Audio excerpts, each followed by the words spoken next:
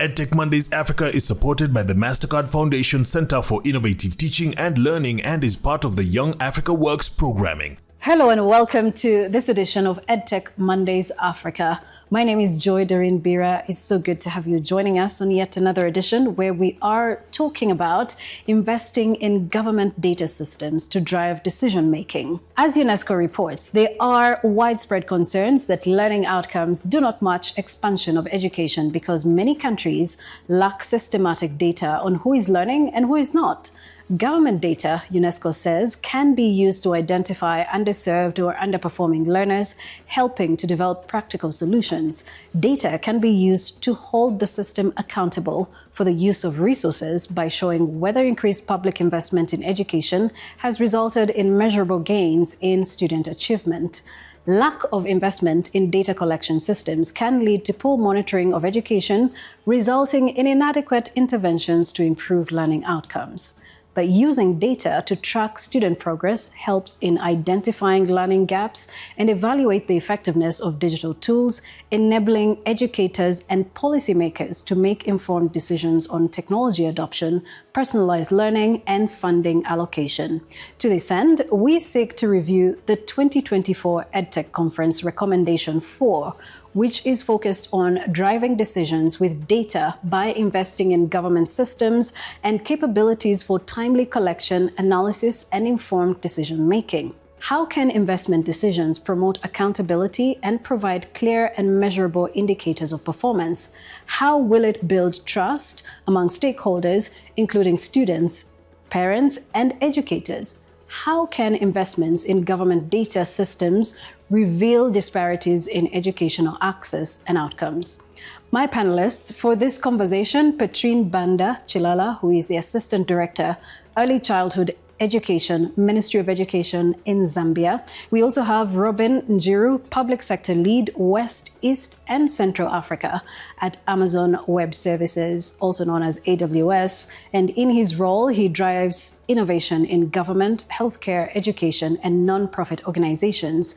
We also have Inyang Umoran, who is the project manager at the Association for the Development of Education in Africa, at DARE, where she leads the implementation of the 30-country Education and Skills Data Challenge project. We also have with us in studio Alice Munywa, who is the Senior Director at Mozilla Corporation, and she's the founder of the African Women in Artificial Intelligence. She has led African government engagement in the African Union Commission's .Africa initiative. Great to have you all joining us on this edition. What would you say is the reason governments are not putting data to good use where decision-making is concerned? As we engage with multiple governments, especially across sub-Saharan Africa, we see some very interesting trends. So to a point that has been pretty prevalent everywhere, there is no shortage of data. Every single day, data is being generated in different parts of the world, and especially on a continent like ours where more and more people are getting online, especially because of mobile telephony, there is actually no shortage of data. However,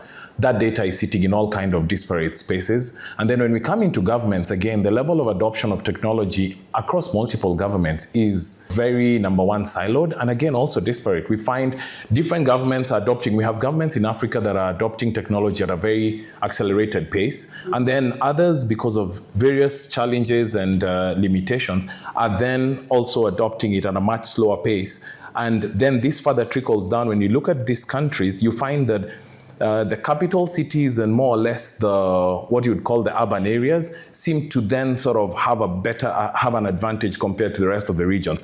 With this kind of different setups, you find that being able to then have a single view of information around education becomes pretty much impossible. And therefore, whereas, yes, that is the utopia we want to eventually get to, our reality right now is that today, government data on education is sitting on all kinds of silos. And it is more a journey than a destination, no matter which point you look at it from. When I worked with government, I served in the late Kibaki's government for about 25 years. And it's during his time that we actually started I think Kenya was the first country in the world to start the Open Government Data Project. I don't know what happened. It no longer exists. But we do know that especially governments across the world, not just African governments, hold the controllers and processors of the largest amounts of data around the world. Why we don't use them? Several reasons. When I worked with government information was considered secret. In fact, I remember having to sign the Secrecy Act when I got appointed to the board of the Communications Commission of Kenya. Because we actually really believed that government data was secret. There's also the notion of sovereignty in terms of why should we be putting out our government data, because government data is public data. Who's holding it, there's that fear of where is it going, who's using it, how is it being used. And that's also because the African continent was last to get into this. I mean, just like we were last to get industrialized, we were also the last to get completely into the technology ecosystem. And it's actually, for me, it's a good thing, because it means that we are going to go into this being very careful about all the mistakes that are being made by all the other regions, and then say, nope, that is not what we're going to be doing with our data, or this is not how we should be collecting or storing our data. We'll do it differently from what Europe is doing, or Asia, or the other parts of the world. I like that you talked about privacy, but also the fact that we have the opportunity to do things differently. Speaking of privacy, Patrine, I want to come to you because this data is available. Why are we not putting it to good use? One thing we should understand is that government has a lot of procedures and the bureaucracy. So that process also takes time for the data to be known and to be used, because there are certain people who are designated to give information, and not everyone can divulge any information. So those processes also delay the information to reach to the intended purpose.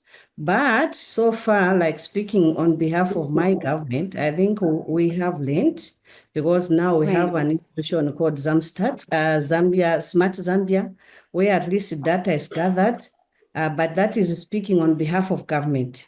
So those are, I think that is one of the reasons that I can bring forth, that the bureaucracy itself and the procedures, because not everyone is allowed to give data. That could be one of the reasons to delay. Inyang, coming to you, knowing that what Patrine has said pretty much affects the work that you're doing, what do you think of this? Like you mentioned, it's true. There are a lot of countries that have a lot of data, right? But then there is a shortage of capacity to even draw insights from that data. And in some instances, you would have cases where, because the data is not collected in a timely manner or reported in a timely manner, by the time the reports are out, the issues that the data would have helped solve have moved to a different level. So maybe have worsened, in which case you need more data to understand the new situation and be able to address it. So there's a problem around timeliness of data. There's a problem around data insights. Oftentimes, yes, research is really important to be able to draw information, to draw insights from the data that's coming through, and then applying it for reforms that need to happen in the system. But then oftentimes within the ministries, within the government systems, that capacity, whether it's in terms of time or in terms of technical capacity to draw those data insights are in short supply. So that's also one of the reasons why you'd have a whole,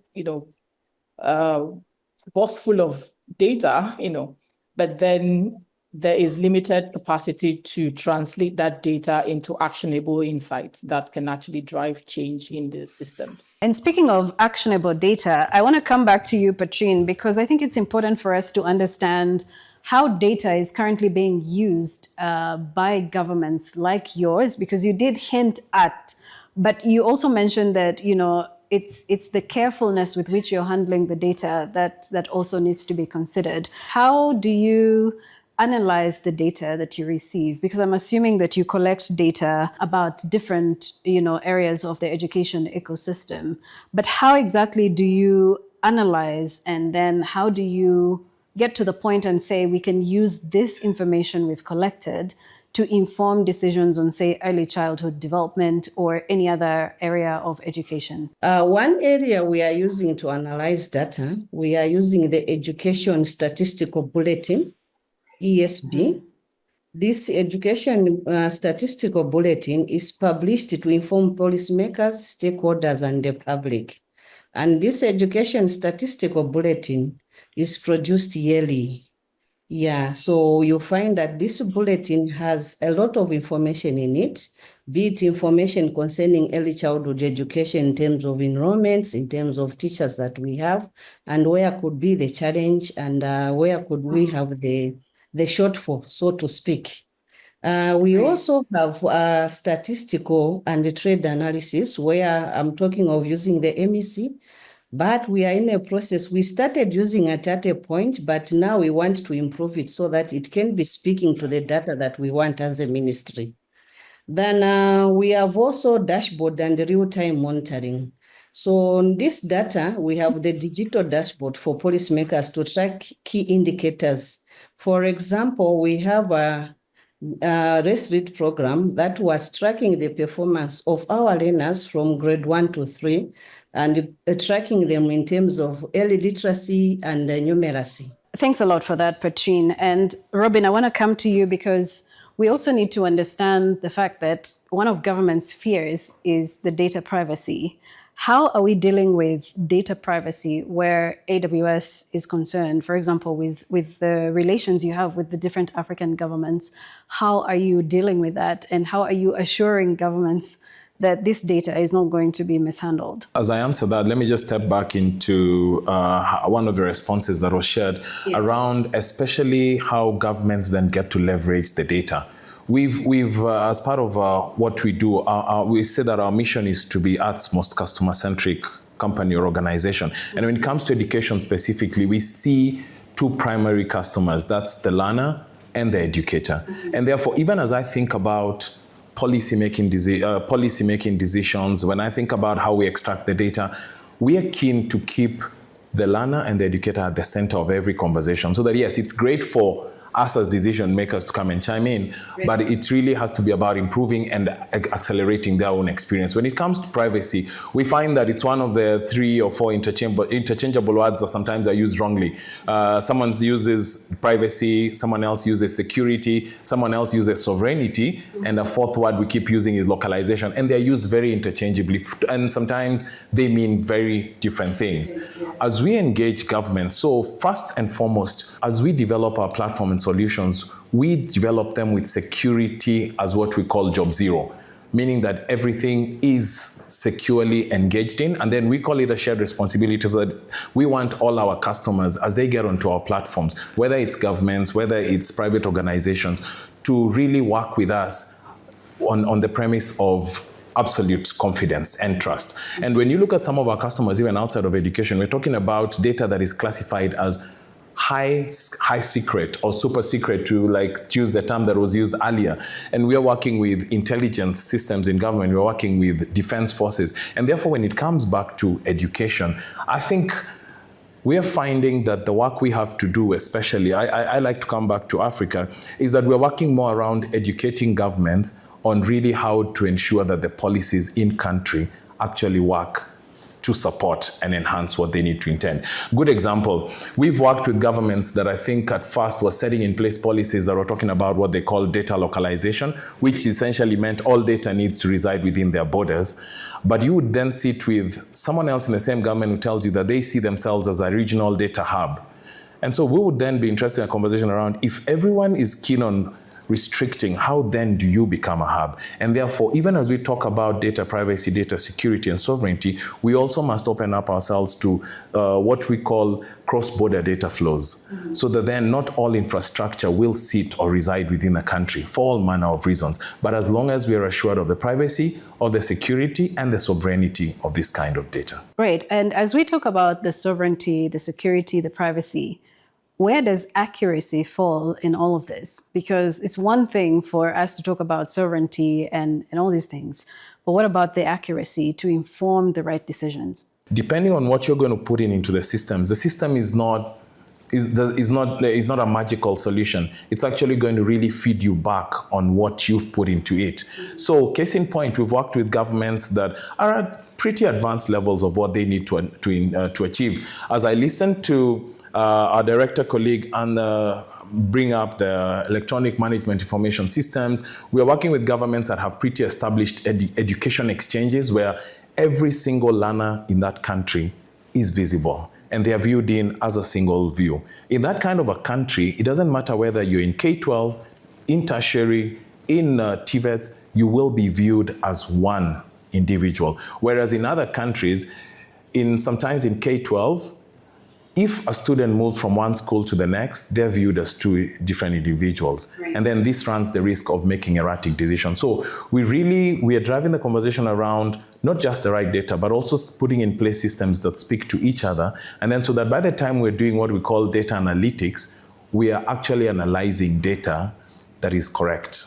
Otherwise, then we run the risk of making decisions that then don't really give us any insights. Inyang, you're running this 30-country project on tackling the education and skills data challenge across Africa. How important is it that the information you're receiving is exactly what countries are sharing with you, and not that, in the name of protecting sovereignty and protecting privacy and all that, it then in turn affects the work that you're doing? So how important is it that you receive accurate information?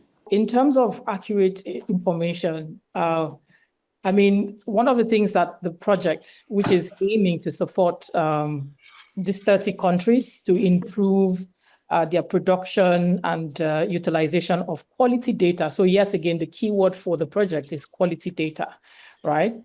So we are supporting these countries to provide quality data on education and skills for informed decision-making in policy, planning, program implementation, monitoring, and evaluation. So really, quality here is key, so accuracy is key. But we are looking at it mostly from the country's perspective of what within their system needs to be strengthened. What capacity within their system needs to be strengthened to be able to provide that quality data. So in different countries, different countries are at different levels of quality data production, right? And being that the project is designed to be very priority focused, so national priority focus, you would find that there are some countries that want to strengthen their data analysis system. They want to strengthen their monitoring system, like quality assuring the data that's flowing through from schools to the central level for reporting. So the project is working with the government at different levels, with their different needs, but then obviously trying to support them to strengthen the systems, to build capacity within the system to ensure that quality data is coming through in a timely manner as well. So we are also advocating and supporting countries around whether it's legal policy frameworks, like, the talk around security and privacy. In a number of countries, almost all the countries have policies around this privacy issue, right? Even within the norms and standards that ADIA has supported countries to develop and generally applicable to all African countries, statistical confidentiality is a key component, is one of the norms. So countries are called to account on those terms. And then from an advocacy point of view, we endeavor to encourage more government to abide by those, to enforce those policies that they've put in place around privacy. And also generally ensuring that, the accuracy of the data is also key in the submissions that's made through the data system. Alice, coming to you now, and just tying into what Inyang has said, how do we ensure that we are putting governments at a level of ease so that they can be able to share this information with whoever needs it? Because I'm just looking at ADARE, for example. They need this information so they can be able to share across the African governments and say, okay, at the next African Union summit, they can be able to say, we've been able to source this data. Can it be used to make decisions around education and skills for Africa's young people? But then again, there are concerns around maybe innovators being able to mishandle this data that they get from the governments. What measures can we put in place to put governments at ease and say, look, I think there's no need for you guys to worry. All we need this data for is to make informed decisions around innovation, around skills and data, and around all of that. Based on the work that you've been able to do at Mozilla Corporation, how best would you encourage and advise governments to go about this? The first thing usually is, just getting political buy-in. That's usually the biggest hurdle when it comes to because governments are political. Encouraging them to actually make this data available in a way that could be used by entrepreneurs or innovators to create not just jobs, but to create systems that are truly African. Because the biggest issue I see, especially with our continent, is we've been copy-pasting technology, including in the education sector, in all the sectors. We copy-paste technology from the West. And I'm a true believer of what Dr. Nanjala says, that for technology to work in a community, you have to actually understand that society. So you can't create a technology solution looking for a problem, like a lot of the startups and entrepreneurs, the so-called Silicon Savannah, have been doing for years. We did an empirical study around that actually shows that what is happening. And so it's encouraging governments, like what we did in terms of make available government data, make sure that it's open source, such that as many people as possible can actually go in there and verify whether it's accurate or not. I truly believe, and it's not just because Mozilla is all about open source, but I truly believe that open source is the best way to go in terms of ensuring that we're creating opportunities for us to collect data in an ethical way, to ensure that we are storing it in a way that that is also ethical and not creating a honeypot for malicious actors.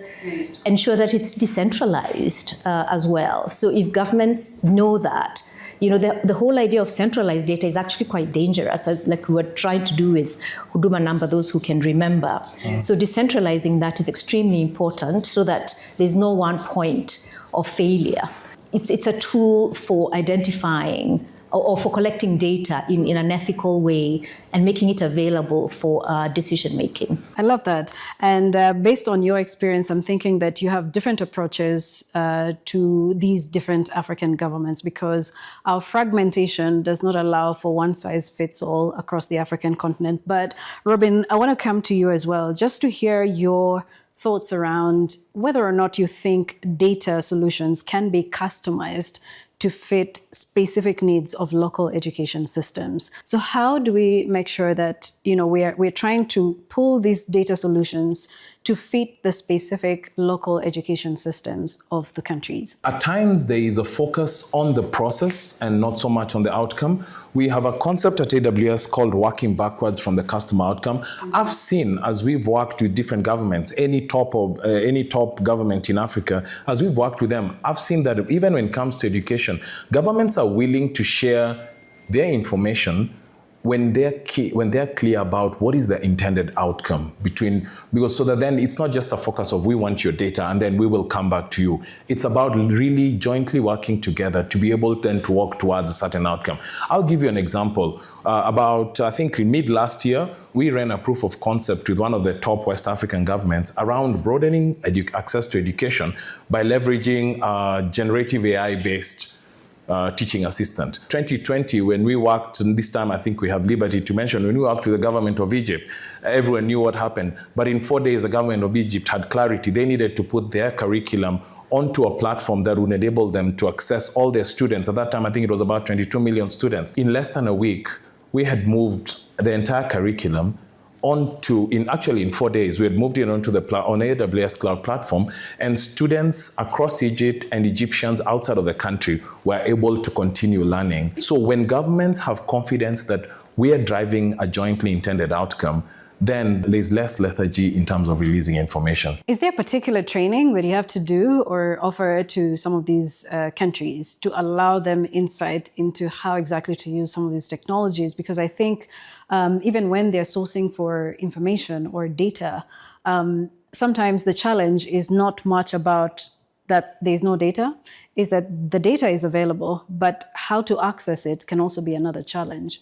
This is not a one-off process. We will have to continuously train and make available. And this is why, like for us, we have a lot of curriculum that is available today free of charge for tertiary and K-12 level of institutions, so that then this is not a concept that people will come and they need to pay something to be able to access it. This we are seeing, and the reason we are celebrating this, and particularly in Africa, is that it does two things. Number one, we are finding that then students in a K-12 institution or a university are able to get the same level of access that someone in the West is accessing.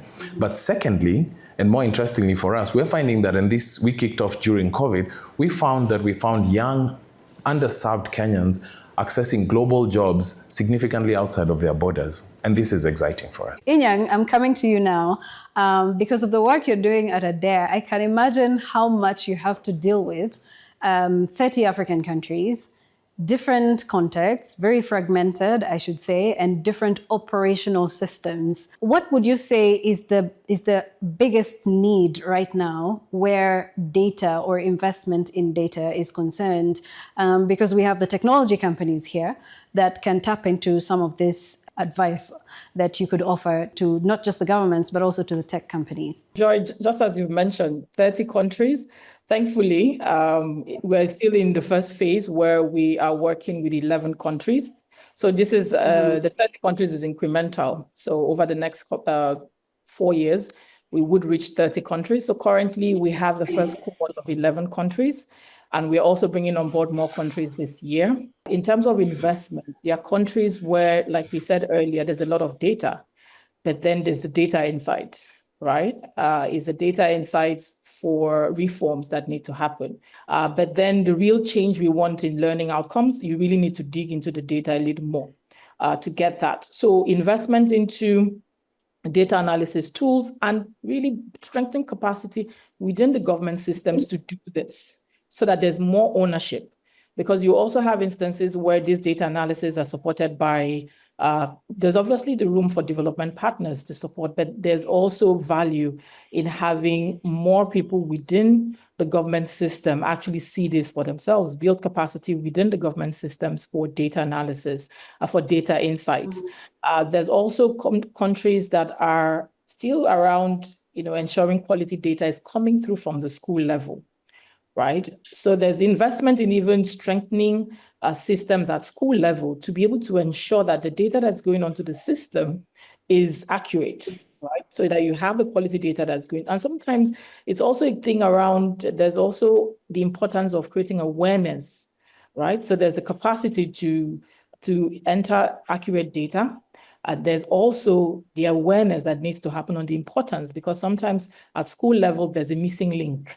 There's also the privacy issue, the data privacy issue that needs to be in instances where the ministries of education need to have stronger systems, need to have like a cloud server that they are fully responsible for, not outsourcing it to a third party, because obviously a third party also means, room for confidentiality issues. So how do we invest in those systems to ensure that the data is protected? But then at the center of it is also the investment for assessments on learning outcomes.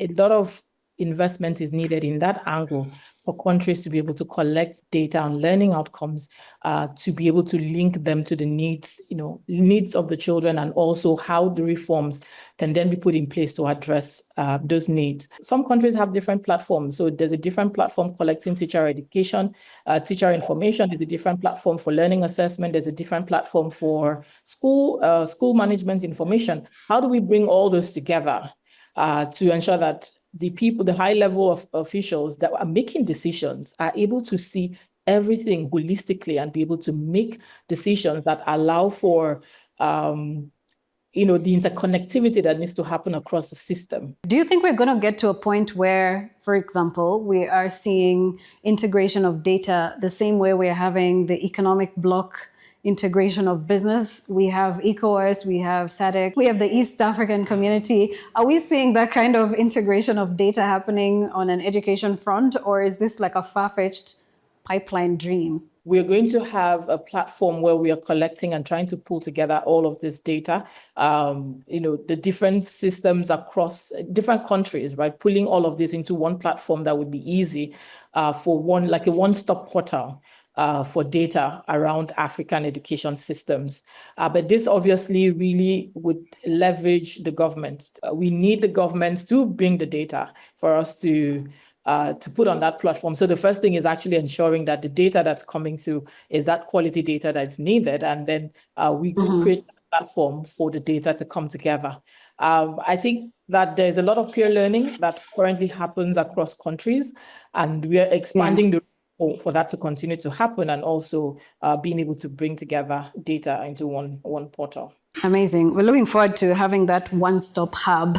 Looks like it's going to be a lot of work. I see Patrine is smiling. She's giving you the smile. Is that a good luck with that smile, or it's something that can be done smile? Patrine, let me hear your thoughts around this, and probably tie that into what kind of collaborations you're having with the private sector, because Robin from AWS and Alice from Mozilla Corporation, they're here. They're ready to partner with Zambia, but is Zambia returning the favor to the private sector? We really need partners to come and help us, because we want to have data straight from the school. Because sometimes the data we receive may not be the quality data and may not be the genuine data, simply because people may not have the technical know-how. How do they get this data, and how do they analyze, and how does it reach all these different levels? Because for us, we start from the school. From the school, it goes to the zone. From the zone, it goes to the district. And from the district, it goes to PO's office, to the provincial office. And from the province, that's when it comes to us, to the national. So I've seen it's a process. So I would want to be helped in this line, whereby even when I'm seated in my office, I should be able to get data for that particular school, check on the total number of enrollments, how the learners are performing in that particular school, and other information that would be needed for us to make good decisions as education. So please, partners, we really need you, because we have to invest a lot in terms of data. Currently, only a few schools are connected to internet. So we need that investment also. And again, only a few schools have the instruments, the equipments like computers, the tablets. We need that. I liked what he brought out, the one who talked about Egypt. I think that is the way to go. Robin, We can also to go that way as Zambia, because Zambia, we have just started enrolling the computers-based curriculum. So if they can come on board also, help us also, that the entire curriculum is put on that platform, so that everyone can easily access it and make use of that. Patrine, what is the government approach? Because let's start there. Some governments are not that approachable, especially where private sector partnerships are concerned. Maybe there's a specific approach that Zambia can let us in on that we could get to understand, just for context purposes. For us, we are so open, but we have to go to what he had explained earlier on. You explain, we agree how we are going to work. What is it that you are going to help us, and how are we also going to protect our data? All those are issues that we are looking at. Currently, we have even a policy on how we can look at privacy and how data can be protected. But we are so much open. That's why we are working with ADEA. So ADEA, we are looking forward that you help us, and also even the Mozilla and the team. Just come through. We can take you to our minister and the other senior government officials, then we can agree how best we can move. Because we have currently over 13,000 primary schools. There are over 13,000 schools, so we would need to have data from all these schools and on time, and analyze it so that we can make decisions just there and then. So we really need help. We still have a challenge in that area as a country. Government on its own is trying, but we cannot manage. We still need partners. Deep insights there. And I'm thinking that probably there is some long-term plan that the government has to close some of these data gaps that we currently have. As we bring this conversation to a close, I think the one question that I would like to pose to all of us is, what would be the ideal Africa where we have functional data systems that governments can tap into to make more informed decisions? I have an issue with the way we talk about education and EdTech, especially from an African perspective. Right. Because when you look at our education systems, all of it are steeped in very Western models of pedagogy. They're so Eurocentric. There's no connection to local knowledge or local systems or our everyday lives or even local languages. And you know that technology is just an enabler. So we need to start there. We need to first start by asking what kind of education ecosystem do we want as Africans? Because the kind of education that we have right now is not African. In fact, the education system we have right now makes us hate ourselves so much that we'll fight each other for small things. We have to be careful what, our governments, encouraging our governments to partner with big tech especially, because you have to ask ourselves, the first thing I would ask any government official is, what do you want your country to look like? So my encouragement to most African governments is to first be very clear on what kind of technology you want and what kind of technology ecosystem you want in your country before you invite big tech to be your partners. Right. And be very clear on what kind of society we want. Because big tech comes in with hate speech, misinformation, disinformation, discrimination, racism, misogyny, all the evils. Are we there? Are we at a point where African governments know exactly what they want for their countries? I highly doubt it, because if you look at the pedagogy that's being used, we are not even allowed to use our own local languages. I think it's only in Tanzania. And now we can see the AES, you can see Burkina Faso, Mali, Niger, they'll probably get us there. We first need to figure out our society first before we bring in technology and go, okay, here's technology. It's just an enabler. Let's find out what is it. And I'll share one example. Mozilla, for example, has a project called Common Voice. Common Voice is the largest data set of labeled human voice data, and it's available for everybody, startups, researchers, everyone. What kind of technology, what does Africa want? What does the internet look like for Africa?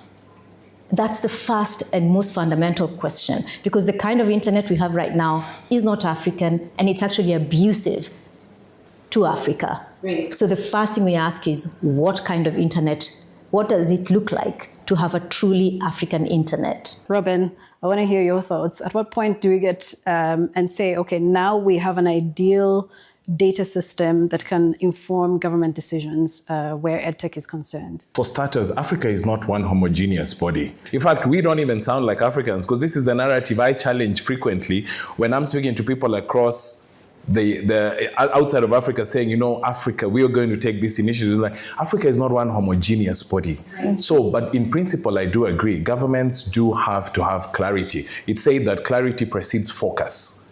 And so that then, having established where we need to go, and that's why myself and Madam Director aligned that we work jointly towards an intended outcome. And so when we then started having a conversation around struggling with governments to share their data, I know we've not experienced that struggle in the places that we've worked, because we work in a different way.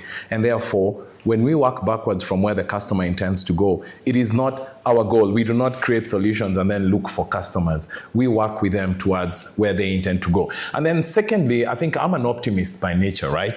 And so when I don't think we need 100% view of data to make a decision. 60% is enough for us to start getting some clarity on the way that we need to go. And therefore, I look at some of the journeys of African governments, and I'm excited. I've been to countries within this continent where, while we speak about bringing the systems together to just get a view, we have tertiary institutions on this continent that, to the point I think Inea was talking about, learning outcomes, that are actually addressing learning outcomes, not at the end of the semester or term or whatever period, and then by then it's too late. We are about to go on holiday, then we come and restart.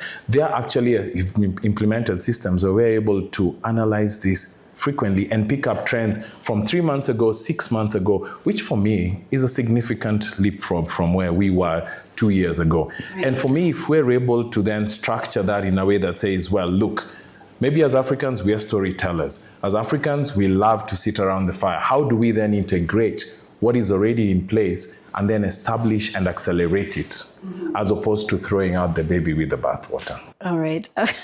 Okay. African parables being put into practice here. Inyang, I want to hear your thoughts, and I'll give the last word to Patrine.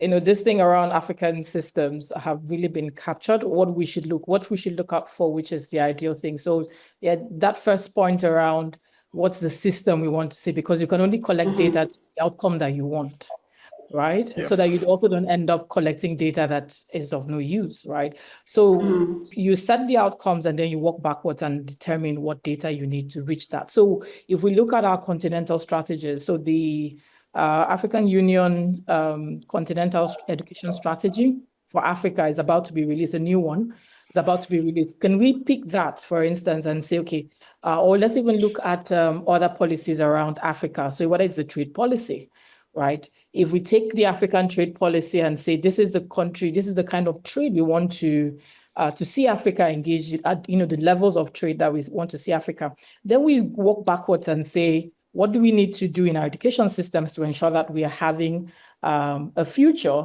that ensures that we meet those needs? And then when you think about what you need within the education systems to achieve that, then you think about what data systems do we need to put in place to ensure that we are not only creating change, but we are tracking that change. We're seeing the difference. Because also we live in a very adaptive world now. Sometimes you would see that some policies are quite monolith, but we need to move from that perspective to more adaptive ways of looking at policies. And you need data to do that, because we really live in a dynamic world. Things are changing very fast, quite quickly. So you're not collecting data and keeping it for a whole year, but definitely looking for data that can help you make decisions every other, quite frequently, because changes are happening quite frequently. So let's look forward to what are our big strategy for the continent, then walk backwards to what do we need to have in our system to ensure that we're meeting those goals and achieving those goals, and then also what data do we need to ensure that we are constantly making changes in the system to ensure that we are going to achieve the results that we're looking forward to. The issue of data is quite critical for any organization to move, or for any country to move. We really need to have systems in place of how we collect this data, how do we analyze this data, and look at the quality data. So countries should start on their own, not waiting for others to come in. So those partners, we can come, we can work together. But as a country, we need to have systems that can collect data as quickly as possible so that the data can be used for decision making. And the data should be at least accuracy and quality, because when wrong data is collected, it means even wrong decisions will be made. That's why we are talking of systems and policies to guide how data can be collected, how data can be analyzed, and how data can be disseminated.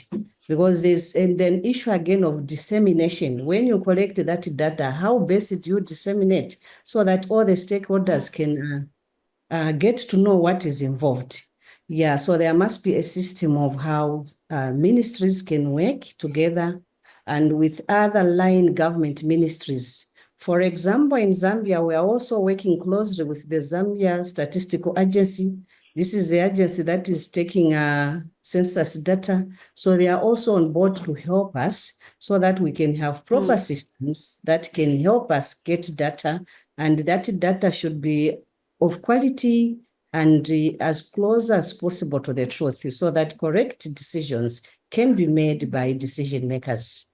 All right, thank you so much. And with that, I guess we have come to the end of our conversation with some solutions to how best we can invest in government data systems to inform decisions or inform decision-making across the continent, and especially for educational technologies. Ladies and gentlemen, it's been great having you on this conversation, and hopefully these discussions will help our governments make more informed decisions.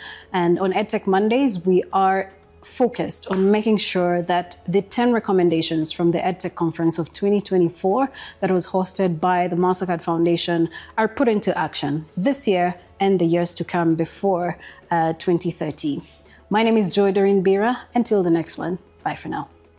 EdTech Mondays Africa is supported by the MasterCard Foundation Center for Innovative Teaching and Learning and is part of the Young Africa Works programming.